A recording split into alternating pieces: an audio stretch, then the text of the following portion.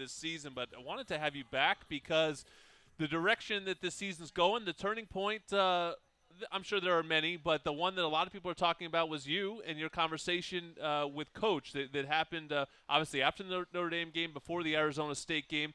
Take us into that room and into your mind and what you had to say to make sure that your senior year finished out the way that you wanted it to. First off, thanks for having me. Once Always, again. you're the best. But I mean, I just thank Coach Helton for being the type of coach he is, to the point to where, me being a senior captain, I can go up to him, and say anything, that bothers me that can help my team going forward.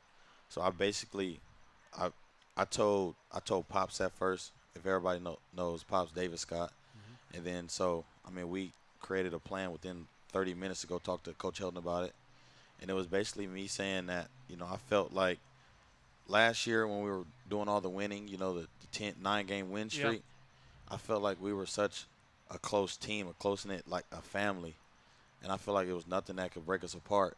And I feel like this year it didn't feel like that. I feel like there was a lot of individuals, playing, just playing football.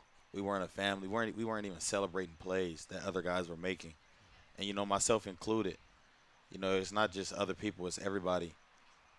Somebody would make a play, we wouldn't even celebrate it. We'd just walk off the field like nothing happened. So I felt like we needed a change, and I went up to him and told him, Coach, we have to change. We have to be that close knit, that tight team again. And being the type of coach he is, he's a player's coach. He took that, and ran with it. The next morning, he brought it up, in meetings. He had music at practice the next day. We've had music for 2 weeks straight now on certain days. So, I applaud Coach Helton. He's one of those guys that really listens to what his players have to say, and I've been here going on 5 years. So I know what it takes, to win. I've been a part of teams that haven't won, and I've been a part of teams that have won. So I basically expressed, my concern with it. He took it into his own hands after that. And it's really shown up on the defensive side of the ball, especially the start you guys have gotten off to the last couple weeks. How has that worked? Because I've been on teams the same issues, same problem, that you want to have everybody play for each other. Is it at this point now that we're a couple weeks into it? Is it verbal conversation with you guys now that's getting you guys to play better, to play together as a team, or is it just you guys are just getting better because the season's going later? You could say it's both. There's a lot of guys, including myself, Uchenna Wusu, Cam Smith, Sam Darnold, even the guys that aren't captains that speak up, let it be known that we need to play for each other. Right. And it's getting down to the nitty-gritty with us. We got a chance to go clinch the South, something that we haven't done in a long time. We've always depended on somebody else to win or lose for us to win. Right. And now we have opportunity to do that ourselves, and we know what's at stake here. We know that we haven't done this in a long time, and to put Coach Helton in his second season in a spot to where he won the Rose Bowl in his first season, then he wins the Pac-12 South outright in his second season. We love him. Right. He loves us, so we want to put him in the best position to succeed.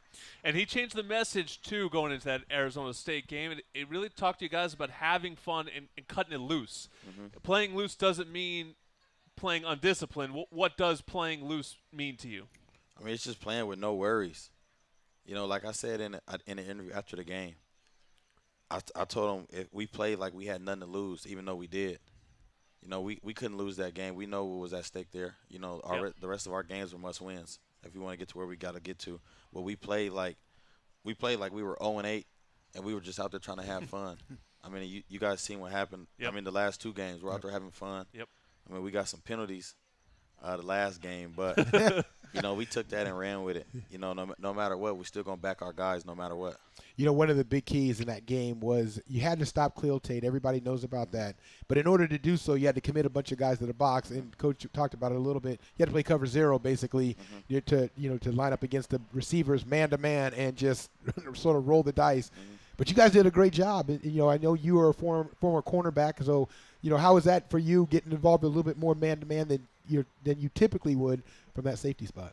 I loved it. It took me back, to 2014, playing, corner again. But, it's part of the job as a DB. I feel like I can play any position on the field when it comes to defensive back in the secondary. So it took me back. Me and Marvell were both, I mean, the linebackers were at 5 yards. We were at 6 yards deep. Right. We weren't letting Khalil, do what he's done. We held them to under 100 yards of what they usually average, in the season. That was the #1 rushing team in the country, and we held them under their average by 100 yards. So we were committed, to stopping him and what they had to offer, and we let our nickelbacks and our corners, go to work. Got a comment here from Armand Hawkins. You know him? Yeah, I know him very well. Says, my son is the real deal. I love it. Is that what he said? That's what he said. Everyone's talking now. Come on, Everyone's talking Hawk, about your dad's we taking know over. how good your son Your is. dad's taking over the Facebook Live broadcast. I bet what he likes, because you probably were like this when you were little. You got to come on the blitz a lot this season. 2 sacks to your name. You got another one on Saturday. What makes a good blitzer? How have you gotten better there and tried to affect the game in that regard? Well, Clancy has put me, and Marvell in perfect situations this year. I come off the edge a lot. And Marvell shoots through the middle a lot. We both have different type of, games. Yeah. He's more of a speed down the hill, catch up, type of guy. So he goes through the middle a lot. I come off the edge and do what I do. I mean, we've worked on rushing the passer all year. It's certain situations to where, it's 3rd down. We're going to come after you no matter what. And that's the type of coach Clancy is. And he puts us in the right positions, to make plays. And it's all about your matchup. If I match up against a back or a slow tackle, I feel like I'm going to win every time. So I hope he keeps bringing me. Do you like the cold weather? I can play in any weather. I don't. Do you rock? Are you going to rock like the ski mask? No, I mean, last time I played in the cold weather, I went out there and warmed up in all the cold weather gear, and I immediately took it right off and went into the locker room. Well, at least it's a day game. It's going to be all right. You're fine. All right, forget 2 points for safety. Try up to 20% with the Allstate Distinguished Driver Discount. Safe drivers can instantly save up to 20% on car insurance just for having a clean driving record. That's on top of other discounts. Call 1-410 Los Angeles area Allstate agents today. Thank you, Chris Hawkins. Wave to your father. Tell him to have a good night. You'll talk to him in a bit. And we'll have Jordan Adams next on Trojans Live.